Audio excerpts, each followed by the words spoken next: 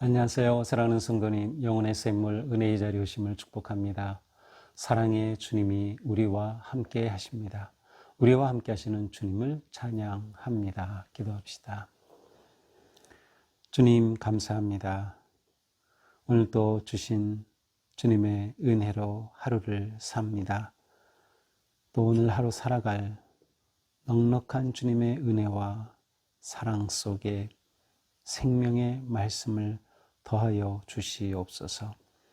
오늘 읽고 묵상하고 나눌 때 말씀이 살아 역사하게 하시며 말씀을 잘 깨달을 수 있도록 성령님 저희의 마음과 눈을 열어 주시옵소서.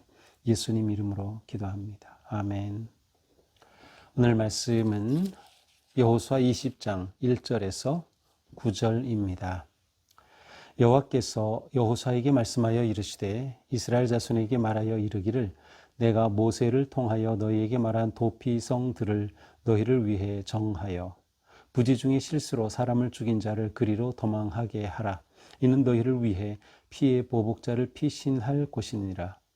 이 성읍들 중에 하나에 도피하는 자는 그 성읍에 들어가는 문 어귀에 서서 그 성읍의 장로들의 귀에 자기의 사건을 말할 것이요 그들은 그를 성읍에 받아들여 한 곳을 주어 자기들 중에 거주하게 하고 피의 보복자가 그의 뒤를 따라온다 할지라도 그들은 그 살인자를 그의 손에 내주지 말지니 이는 본래 미워함이 없이 부지 중에 그의 이웃을 죽였음이라.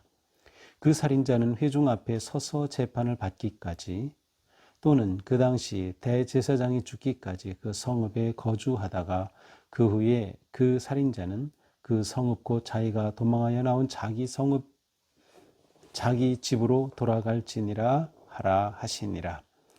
이에 그들이 납달리의 산지 갈릴리 게데스와 에브라임 산지의 세게문과 유다 산지의 기럇 아르바 곧 헤브론과 그리고 동쪽 요단 저쪽 루벤 지파 중에서 평지 광야의 베셀과 갓 지파 중에서 길르앗 라못과 므낫세 지파 중에서 바산 골란을 구별하였으니 이는 곧 이스라엘 모든 자손과 그들 중에 거류하는 거류민을 위하여 선정된 성읍들로서 누구든지 부지 중에 살인한 자가 그리로 도망하여 그가 회중 앞에 설 때까지 피의 보복자의 손에 죽지 아니하게 하기 위함이라. 아멘.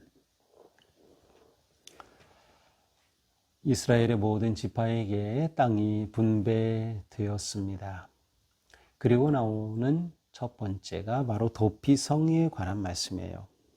자, 도피성은 말 그대로 도피, 피해에서 숨을 수 있는 성, 피난처와 같은 의미를 가지고 있죠. 자, 하나님께서는 이스라엘 가운데 도피성을 두라고 말씀하셔요. 그래서 2절에 말씀하죠. 내가 모세를 통하여 너희에게 말한 도피성을 너희를 위해 정하여. 자, 이미 하나님께서는 모세에게 이 도피성에 관한 말씀을 주셨어요. 그래서 민수기 또 신명기 19장 등에 보면 이 도피성에 관한 또 그런 내용들이 나오고 있죠. 자, 이러한 그 내용들을 보면은 이 도피성이 정말 하나님께서 이스라엘 가운데 은혜로 주신 그러한 성읍이다라는 것을 우리는 알 수 있어요. 자, 이 도피성을 왜 세우는가? 3절에 보니까 부지 중에 실수로 사람을 죽인 자를 그리로 도망하게 하라. 부지 중에 알지 못하고 고의가 없이 실수로 살인하게 됐을 경우입니다. 우리말로는 과실치사라는 그런 표현도 있죠. 이것은 의도가 전혀 없었어요. 그런데 어떻게 하다가 그만 누군가를 죽이게 된 것이죠. 그래서 성경에 나오는 예를 든다면은 예를 들어 도끼질 하다가 도끼가 쭉 빠져가지고 옆에 있던 사람을 쳐서 부지 중에 그가 죽었다. 만약에 이렇게 될 경우, 자, 이렇게 되면 이 사람, 그렇게 실수로 누군가를 죽였던 그 사람은 도망하는 겁니다. 왜 도망합니까? 그가 누군가를 죽였을 때 죽은 사람에 대해 복수할 자가 있기 때문이에요. 그래서 이를 위해 너희 피의 보복자를 피할 곳으로 가는 거예요. 보복자가 있는 것이죠. 자, 보복자라고 하는 이 단어는 보통 고엘이라고 합니다. 이 고엘이라는 단어는 굉장히 다양한 의미로 사용되고 있어요. 대체적으로는 같은 가족 또 친족에 있어서 누군가가 정말 경제적으로 너무 어려워서 누구에게 노예로 팔려갔다. 그러면 그것을 값을 치르고 그를 데려와야 할 책임이 있는 사람 고엘이라고 불렀어요. 또 가난한 동족이 있다. 또 가난한 친족이 있다면 그를 도와야 할 책임이 또한 고엘에게 있었어요. 또 누구에게 팔렸거나 할 경우 다시 찾아오는 것, 또 때로는 형제의 이름을 이어줄, 대를 이어줄 책임도 또한 이 고엘에게 있었고요. 또 이렇게 오늘 본문에 나오는 것처럼 누군가 친족 가운데 누군가를 죽였으면 그 사람에 대해서 그것을 완전히 갚아야 돼요. 살인했으니까 죽음은 죽음으로 갚아야죠. 이 갚아야 할 책임이 고엘에게 있었던 거예요. 보복자. 따라서 이 고엘이 누군가 친족 가운데 죽었다면 누가 죽였어? 하고 그를 찾아가 그를 갚아야죠. 그 책임이 보복자에게 누구에게나 있는 겁니다. 따라서 그가 이제 이 고의로 죽였다 할지라도 그 죽인 살인에 대해서 갚을 행동을 하게 되는 겁니다. 자, 이것을 피하기 위한 거예요. 그래서 누군가를 죽였을 때 고의로 한 것이라면 이 사람이 도피성으로 피하는 겁니다. 그래서 도피하는 자는 성읍에 들어가는 문 어귀에 서서 4절 성읍의 장로들의 귀에 자기 사건을 말할 것이요. 그렇죠. 성읍에 와서 막 두드려서 무슨 일이냐. 네, 이러이러한 사건이 일어났습니다. 나는 고의가 아니라 실수로 이렇게 되었습니다. 라고 말을 하는 것이죠. 그러면 일단 그를 받아들이는 것입니다. 그래서 그들 가운데 거주하게 하는 것이죠. 자, 그러나 그냥 받아들이고 끝내는 것이 아니죠. 5절에 보니까 피해 보복자 고엘이 그를 뒤쫓아올 경우에는 그를 내주면 안 돼요. 그에게 아니다. 여기는 도피성이고 더 이상 너에게 내줄 수 없다. 이렇게 해서 살인에 대한 고의성이 없는 살인에 대한 보복으로 인해서 이 계속해서 살인의 악순환이 돌아가는 것을 끊는 것입니다. 그러니까 이 도피성 제도는 굉장히 인도주의적인 그러한 법이라고 할 수 있는 겁니다. 자, 이렇게 한 후에 어떻게 합니까? 6절 그 살인자는 회중 앞에서 재판을 받기까지. 자, 이 사람이 말한다고 그대로 다 받아줄 수는 없죠. 재판을 해야 되는 것입니다. 재판을 해서 이 사람이 정말 고의로 죽였는지 안 죽였는지 확인을 해야 되겠죠. 고의가 아니라면 당연히 이 사람은 피해 보복자에게 내줘야 되는 거예요. 그러나 정말 고의로 했다라는 것이 판결이 될 경우라고 하면은 그를 받아들이면 되죠. 그래서 먼저 회중 앞에서 재판을 해라. 여기서 회중이라고 하는 단어는 일반 사람이란 뜻이 아니라 어떤 대표자들의 모임, 의결기관입니다. 그래서 이 대표자들의 모임인 의결기관에서 재판을 하는 것입니다. 자, 그 다음 또는 그 당시 대제사장이 죽기까지 그 성읍에 거주하다가 여기서 이 또는이라고 번역되어서 우리에게 오해를 일으킬 번역이에요.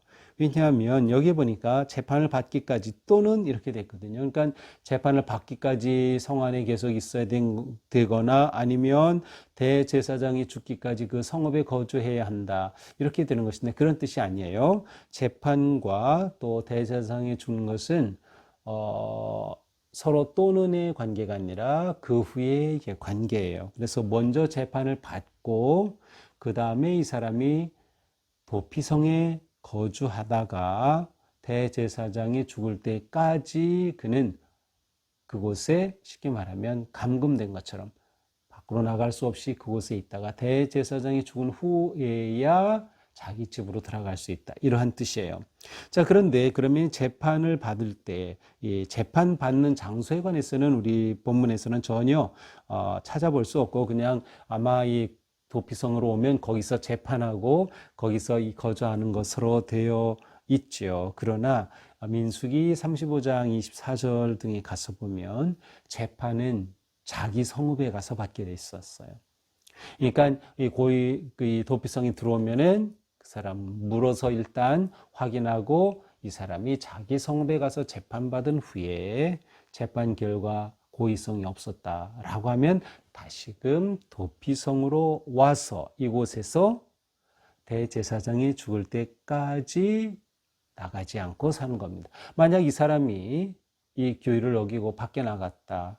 그런데 피보복자가 그를 쳐 죽였다. 그는 책임 없어요. 자기 잘못이에요, 그거는. 따라서 재판받고 도피성으로 돌아와 이곳에서 거주하는 것이죠. 자, 왜 대제사장이 죽기까지일까? 이것에 대해서 정확한 의미는 말씀해 주지 않아요. 그래서 어떤 경우는 대제사장의 죽음이 고의가 아닌 살인에 대한 죽음으로 대신 갚는 의미가 있다. 그래서 그렇게 죽으면 그가 이제 자유롭게 돌아갈 수 있는 것이다 라고 보는 경우 있는데, 이 경우에는 조금 이제 문제는 이 대제사장의 자연사가 과연 대속의 의미를 가질 수 있느냐. 이 당시에는 자연사는 그런 그 제물과 같은 의미, 대속의 의미를 부여할 수 없는 거였거든요. 그래서 그렇게 보기보다는 그냥 대제사장이 죽을 때까지라고 하는 기한을 정함으로써 그가 이렇게 도피성 안에 갇혀서 대제사장이 죽는 때까지 살아야 하는 그 기간 동안에 그가 스스로 감금하고 자신을 밖으로 나가지 않도록 그렇게 제한함으로써의 어떤 죽임에 대한 대가를 지불하는 것이다. 보통 이렇게 또 보기도 합니다. 어쨌든 살인한 그 행위에 대해서는 비록 고의가 아니었다 하더라도 대가를 치른다라고 하는 개념이 여기에 있는 것이죠. 자, 이러한 도피성은 이제 이스라엘 전역에 모두 6개를 설치하게 되어 있었습니다. 자, 이 6개의 이름이 나오죠. 7절, 8절이 나와요. 일단은 이 요단강을 중심으로 해서 동쪽에 8개, 서쪽에 8개 이렇게 되어 있습니다. 그래서 우선 서쪽에는 게데스, 세겜, 헤브론이 있었고요. 동쪽에는 베셀, 길앗, 라못, 바산, 골란 이렇게 6성읍을 구별하였습니다. 자, 이 6성읍은 모두 레위인의 성읍입니다. 이제 후에 레위인들이 그 성읍을 받을 때에는 모두 48개의 성읍을 받았고요. 그 성읍은 곳곳에, 모든 곳에 흩어져 있었습니다. 그리고 그 중에 이 6개 성읍을 도피성으로 지정한 것입니다. 이 위치를 보면 어디에서라도 갈 수 있는 동일한 거리를 계산하여서 이 도피성을 설치하였어요. 그래서 도피성이 어디에는 너무 멀고 어디는 뭐 가깝고 뭐 이렇게 된 것이 아니라 골고루 분배하여서 모든 사람이 이렇게 자기 목숨을 지킬 수 있도록 도피성을 지정한 것을 우리는 볼 수 있습니다. 자, 심지어 9절에서는 거류민까지도 이 법에 적용을 받는다. 거류민은 요즘으로 하면 뭐 영주권자 같은 의미예요. 외국인으로서 이스라엘 백성들 가운데 들어와 동화되어 거주하던 자들까지도 이 도피성의 법 안에서 보호를 받게 되는 것이죠. 자, 이것이 오늘 말씀 도피성에 관한 말씀입니다. 자, 우리는 이 도피성에 관한 말씀을 보면서 문득 떠오르죠. 누구로 하면 누구든지 그리스도인이라면 쉽게 떠오릅니다. 그렇구나. 예수님이 우리의 도피성과 같은 분이시구나.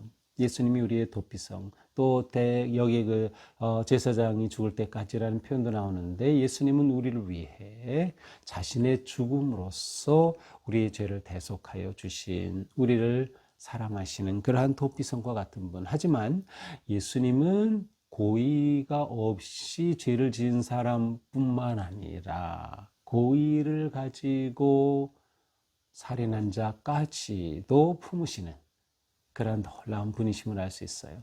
자, 중요한 것은 하나님께서는 이스라엘 백성들 가운데 도피성을 둠으로써 사람의 생명을 지키고 보호하고 정의와 사랑 아니면 정의와 은혜를 베푸시는 하나님이심을 보여주시는 겁니다.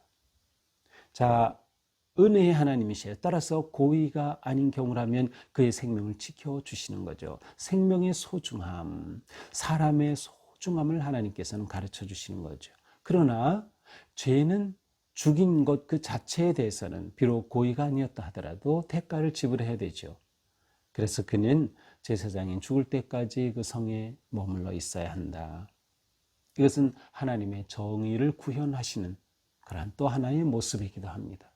그러므로 이 모습을 통해서 우리는 하나님의 정의와 사랑이 아니면 정의와 그 은혜가 함께 드러난 그러한 놀라운 제도가 바로 도피성 제도인 것을 알 수 있습니다. 우리는 또한 하나님을 내 삶의 피난처로 삼아야 한다. 하나님을 내 삶의 피난처로 삼아야 한다.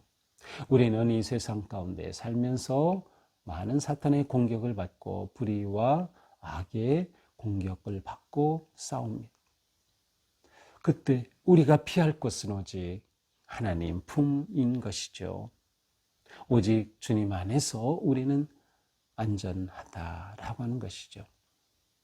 우리의 삶은 하나님께서 이처럼 은혜로 보호하시고 품어 주신다. 또한 우리는 교회가 이 세상에서 도피성과 같은 역할을 해야 된다는 거죠. 이 세상에서 교회가 진정한 보호와 위로와 희망의 자리가 되어야 되는 거예요. 하나님의 은혜를 흘려보내는 그리스도의 몸이 바로 교회이니까 교회는 이 일을 감당하는 거죠. 그러니까 우리 교회가 정말 이 지역의 도피성과 같이 피할 곳, 보호할 곳, 영혼들을 품어주며 그들과 함께하고 위로와 소망을 주는 그러한 교회인가 우리는 스스로 물어보면서 정말 우리 교회가 이 시대의 도피성과 같은 그러한 역할을 감당하도록 또 우리 자신은 개인적으로 하나님께서 우리를 위해 이처럼 놀라운 은혜의 길을 열어주셨음을 감사하면서 오늘 하루도 주님의 뜻 안에서 안전하고 또 평화로운 그런 복된 하루가 되기를 축복합니다. 기도합시다. 주님, 도피성 제도를 통하여서 고의가 아닌 부지 중에 살인한 사람까지도 보호하여 주시고 그 생명을 지켜주시는 주님의 사랑을 봅니다. 의로우신 주님, 또한 자비하신 주님이 이렇게 도피성으로 그들을 보호하셨던 것처럼 이 시대에도 또한 예수 그리스도의 십자가의 은혜와 사랑으로 저희들을 보호하시고 구하시고 인도하여 주시는 그 사랑에 감사드립니다.